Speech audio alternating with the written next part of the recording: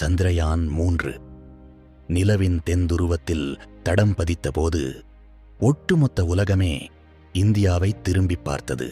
ஆனால் இஸ்ரோவின் அசலாட்டம் இனிதான் ஆரம்பமாகப் போகிறது. அடுத்த சில ஆண்டுகளில் விண்வெளித்துறையில் இந்தியா நிகழ்த்தப் போகும் சில பிரம்மாண்ட மாற்றங்களை இந்த பதிவில் பார்ப்போம். 1. ககன்யான், இந்தியர்களின் விண்வெளி பயணம். இஸ்ரோவின் இப்போதைய முதல் இலக்கு ககன்யான். 2026இல் வியோமித்ரா என்ற ரோபோவை அனுப்பி சோதனைகளை முடித்த பிறகு 2027இல் இந்திய விண்வெளி வீரர்கள் விண்ணுக்குச் செல்லவிருக்கிறார்கள்.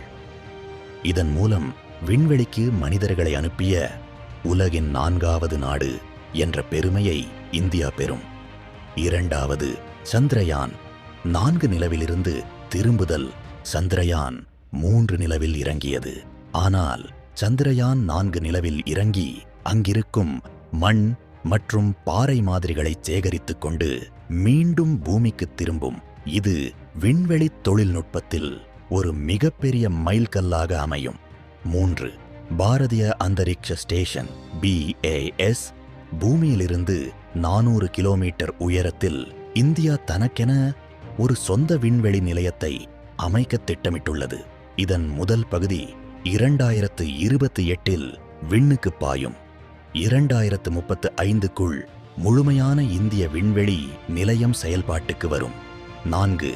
செவ்வாய் மற்றும் வெள்ளி கிரகத் தேடல். நிலவை தாண்டி மங்கள்யான் 2 மூலம் செவ்வாய் கிரகத்தில் தரை இறங்கவும், சுக்ராயன திட்டம் மூலம் வெள்ளி கிரகத்தின் ரகசியங்களை ஆராயவும் இஸ்ரோ தயாராகி வருகிறது.